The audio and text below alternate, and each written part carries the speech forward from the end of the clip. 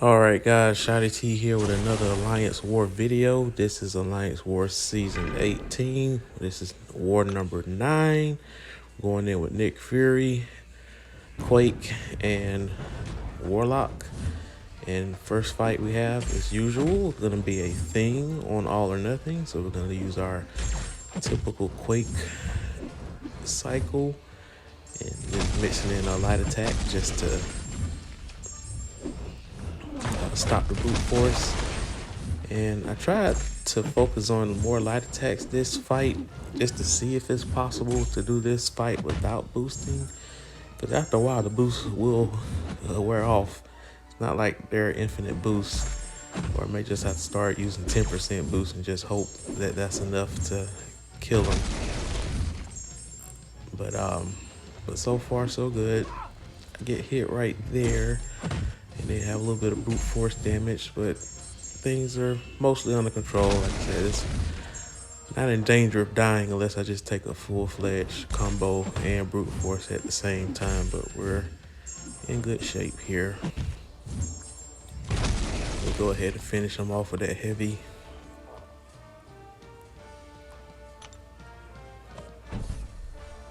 Go ahead and claim our bonus.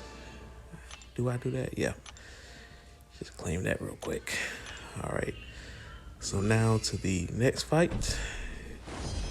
And oddly, we have a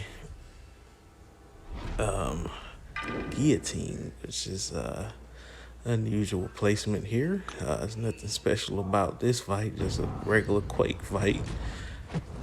The guillotine does have flow, but again, I'm not hitting her, so it's no big deal.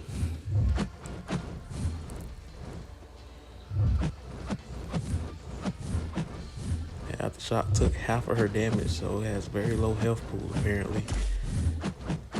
And we dexed that heavy attack there pretty smoothly.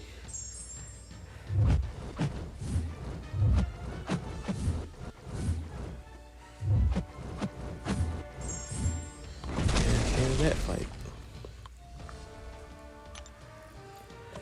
Alright, so the next fight we're gonna have another thing with power, with brute force, but this one also has power focus. So I decided to go with Nick Fury on this one. It's a safer fight because you don't have to worry about the all or nothing factor.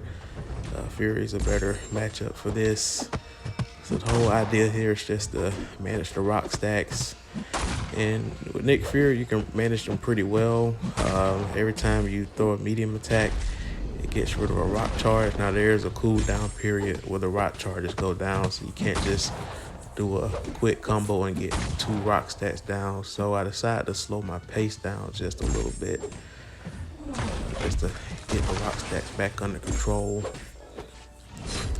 We decided to go for a stun there and just a double medium.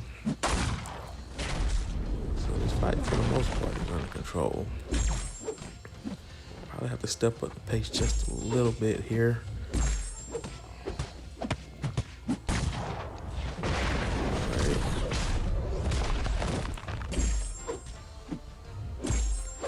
And this opponent has a very high limber because I can't quite get a full combo in there. All right. Like I said, time is becoming a little bit of an issue, but keep in mind I do have Assassin's range as well, so not in super big trouble of timing out. And I mess up right there, but again, we're still on the first life of Nick Fury. I decided to go ahead and interrupt his attack with my special just to get out of the corner.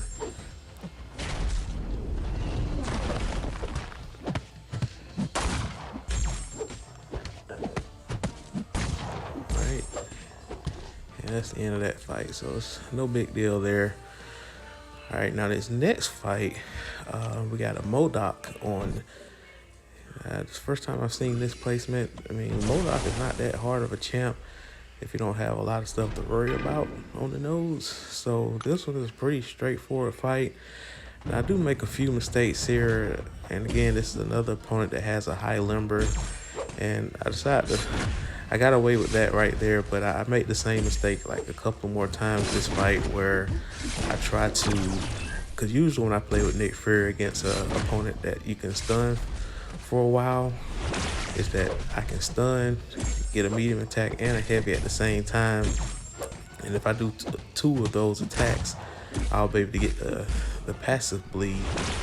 But for some reason, I guess it just wasn't registering to me during that fight to stop doing that, because I believe I do that one more time. Now that time I actually just went straight to the heavy. So I think I just forgot at one other point, and it actually puts me into the second life. There it is right there. So now I have to be careful. And now his Furies are starting to stack up.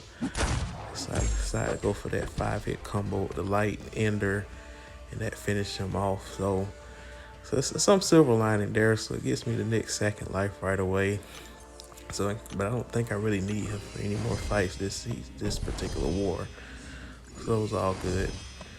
Now this fight ended up being pretty tricky. We have a magic here.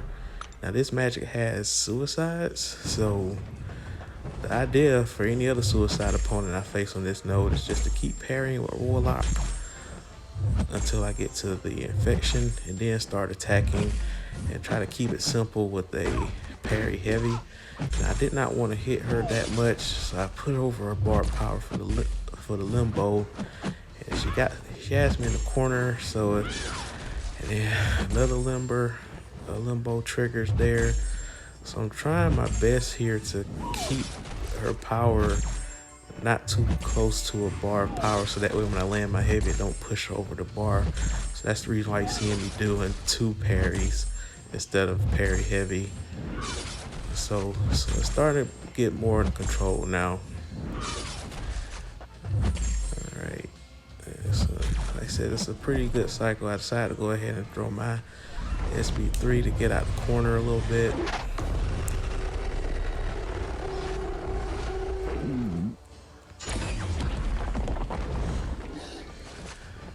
Alright, and luckily that doesn't push her into limbo. Alright, so now the fight is a little bit more in control. I have more spacing now. And I think at this point I decided to just parry a couple of times to not push her. I don't want to deal with the limbo anymore. Alright, there we go.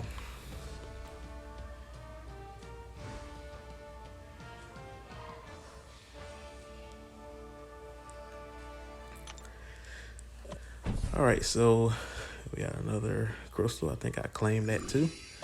Nope, I don't. Alright, so next fight here, Captain Marvel movie. Remember a few wars ago I had said I could equate this fight, but I decided to use Doctor Doom because it was just such a great matchup. But again, it's just a Quake fight, so it's nothing special here. But just to give you an idea that this fight can be Quake rather easily. Now her medium, I did a video last war about all the champs that have that medium attack that just comes at you. Captain Marvel movie is another one of those where you can dex backwards and counter it with a light attack.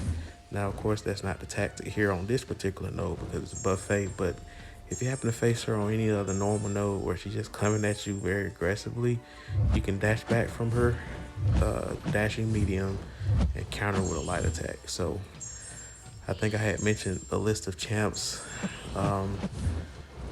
So if you want to refer back to the previous war video where I talk about the different champs, I think it was the one I had fought Warlock, Namor with Warlock on the mini boss node with the extra heal.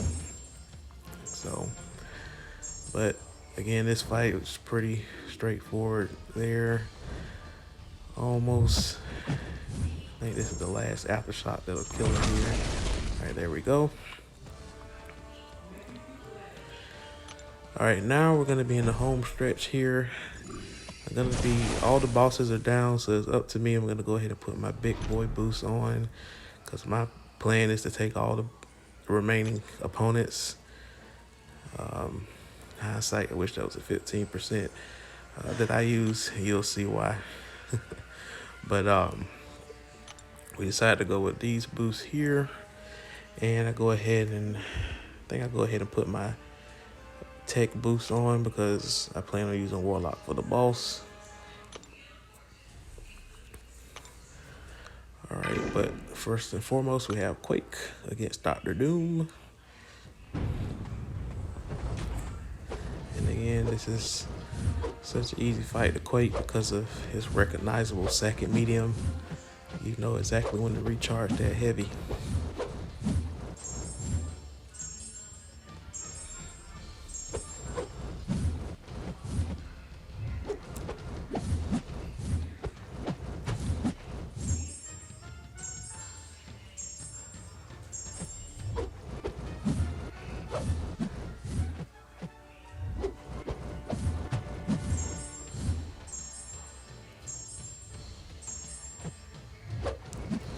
I was kind of surprised this fight that the limber didn't take hold as much, because I believe this is a 20% limber node, but it looks like the stun is still lasting for a pretty good time there. Now the next fight, you do actually see that 20% limber take its place.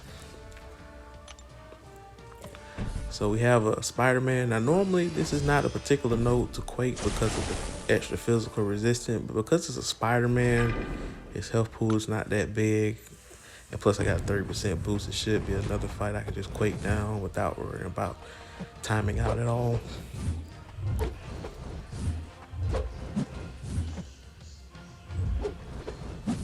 And I started to potentially go with Nick Fury this fight, but because he was in his second life, I didn't want to take any chances. And plus I would have had to deal with that SB1 for Spider-Man, which is unblockable. So we get some text notifications, and that actually, I think that comes in handy. One fight, it actually caused a little bit of a distraction, but can't control those texts that come in.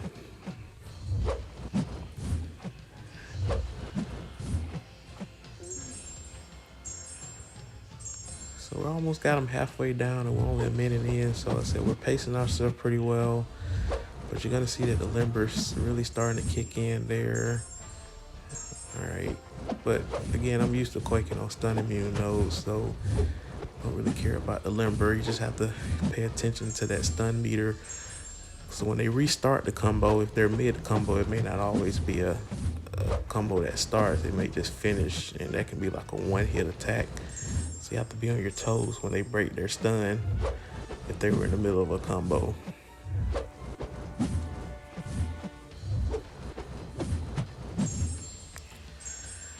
All right. I think 3 more stuns should get this done. There's one, and that was a quick recovery there.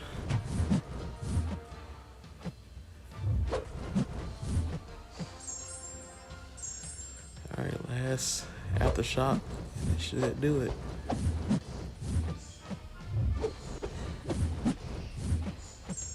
All right, there we go. And we got one more Doom fight again. We're gonna use Quake. Again, what can you do, man?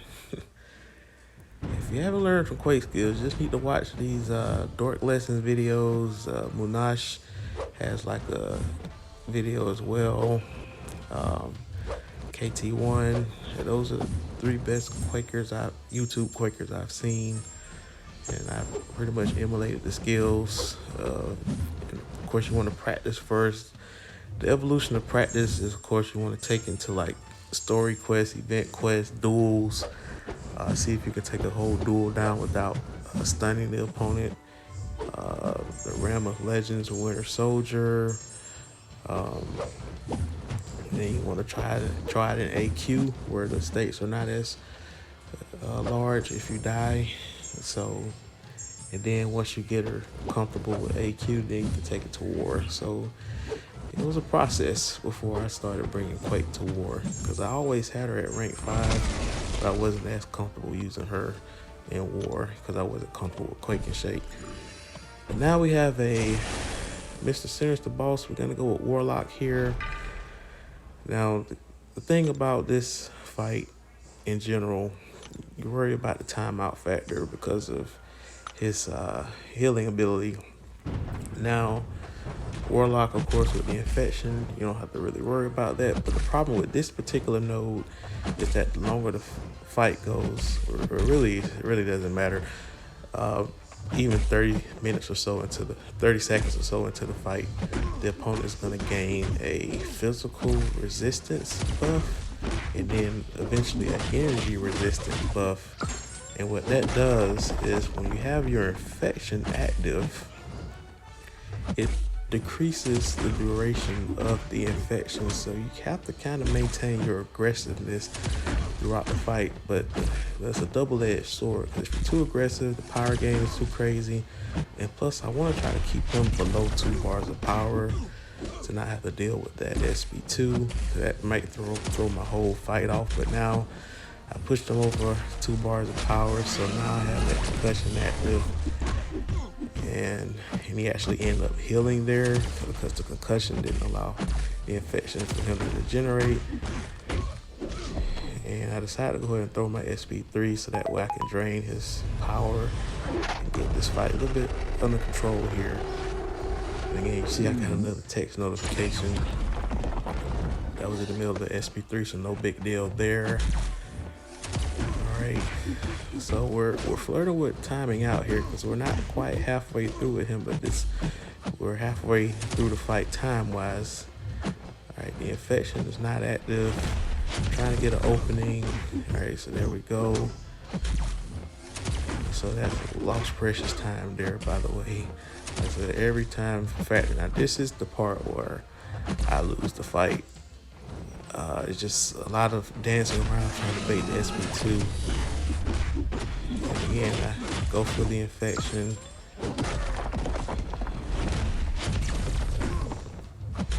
And you can see I'm just flirting with that timeout. It's getting really tough right now because I really don't, like I said, I don't want to get him to that SP2. But yeah, we're flirting with it right now. It's kind of hard. I'm hoping that this next SP2 does a lot of crits and he tries to regenerate through it, but didn't quite get what I wanted. Maybe I got enough time to get to another SP2. And I should have went ahead and attacked there, but he has a quick recovery from this heavy attack, and I have been parried before, but that right there, it cost me my infection, and he healed. And that little bit of heal, I believe, is what caused me the timeout. Because I believe I still probably would have got it down despite having that little bit of a lag. I tried to go in with the SP1 and timeout. So frustrating. So frustrating. Yeah, I just sit there for a little bit before I recoup myself. Don't want to make one death two. So yeah, I just sit there. 10,000 health, 3% health. And there were multiple, despite the lag in the middle of the fight, trying to bait the SP2 and having that period of regeneration that cost some precious health, because I had a pretty big combo at that point, so that was a decent regeneration. But anyway, that's the war, guys. Hope you enjoy.